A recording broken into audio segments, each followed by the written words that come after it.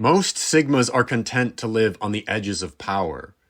They respect the hierarchy but don't need to dominate it. They serve when called, retreat when bored, and disappear when the crowd gathers. But there is another kind of sigma, the one who looks at the pyramid of social order and decides to bring it down. The classic sigma is indifferent but respectful to the world's hierarchies. The dark sigma is fascinated by them, obsessed with testing, disrupting, and overturning them. Where the alpha builds and the classic sigma corrects, the dark sigma burns. He's the revolutionary outsider, the dangerous genius whose charisma can unmake empires. The sigma and the alpha are both rare creatures. But while the alpha's gift is command, the sigma's is insight. The classic sigma is the quiet observer, independent, self-sufficient, content to master himself and leave the rest of the world alone.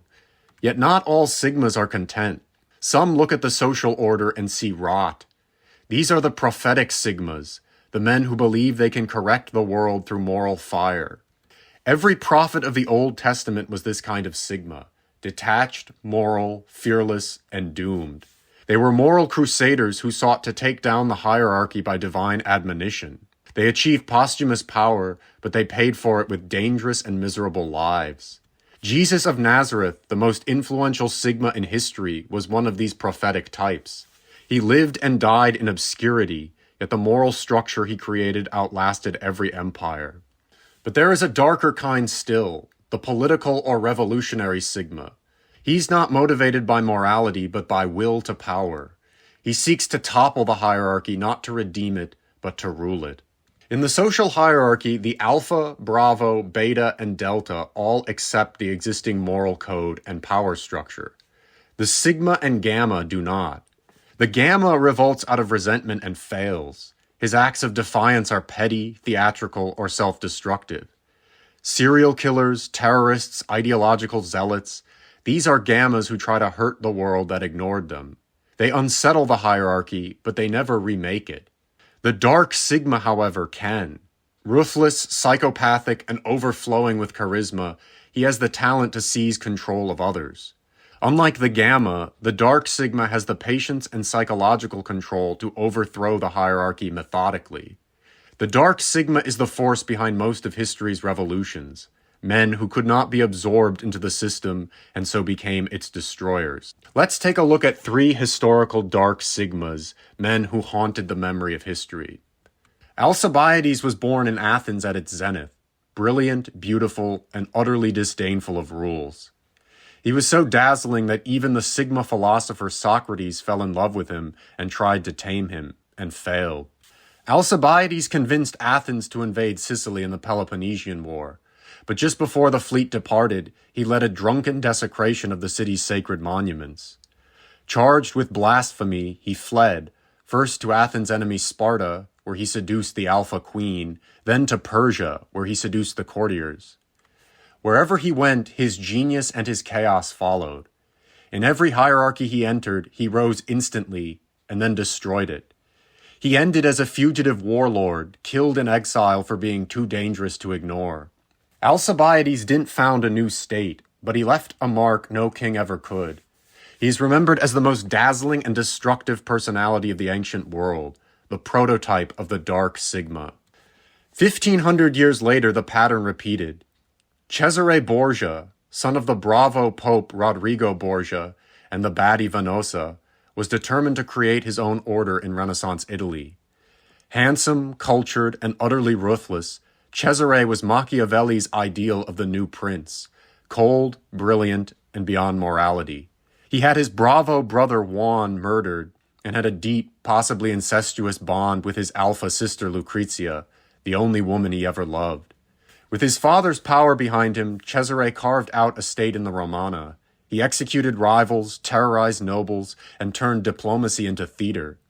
But when his father died suddenly, Cesare's empire collapsed overnight. Hunted, exiled, and betrayed, he was cut down in Spain at 33. Like Alcibiades, Cesare founded nothing, yet haunted the imagination of Europe. He was the Renaissance dark angel of ambition, the man who proved that brilliance without limits becomes damnation. The Dark Sigma reached his most catastrophic form in the modern age, in Joseph Stalin. Born into poverty under two cruel Gamma parents, Stalin grew up sadistic, manipulative, and cold. As a Georgian, Stalin was a cultural outsider in Russia. He never spoke Russian without a heavy accent. As a young revolutionary, he attached himself to the Alpha Vladimir Lenin, the charismatic founder of the Bolshevik order. Lenin, sensing danger, tried to remove him from power in his will, but Stalin suppressed it. He outmaneuvered the intellectual beta Leon Trotsky, consolidated his rule, and purged anyone capable of rival charisma. When Nazi Germany invaded the Soviet Union, Stalin expected to be executed for failure, but he had eliminated every threat so completely that the state could rally only around him. Through sheer paranoia and endurance, he led the Soviet Union to victory in World War II, at the cost of tens of millions. His was the reign of the Dark Sigma perfected, charismatic, godless, and inescapable. Stalin turned an ideology of liberation into an architecture of bureaucratic surveillance. He died feared and alone, yet many in Russia still revere him as the savior who broke the invaders. Stalin proved that in the modern world, aided by ideology, a Dark Sigma can hijack a social order and impose his will on the planet. The Dark Sigma is the rarest and most dangerous of all male archetypes.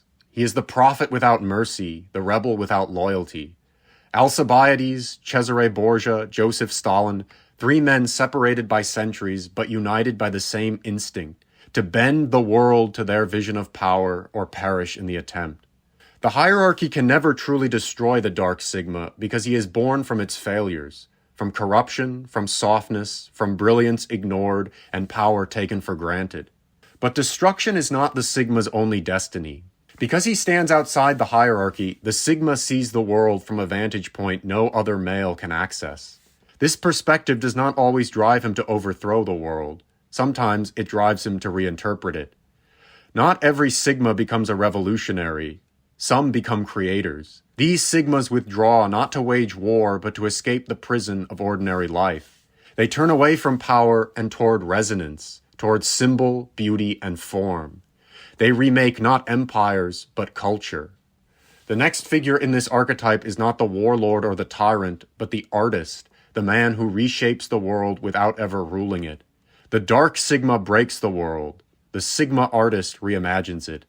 Subscribe to continue the descent into the hierarchy.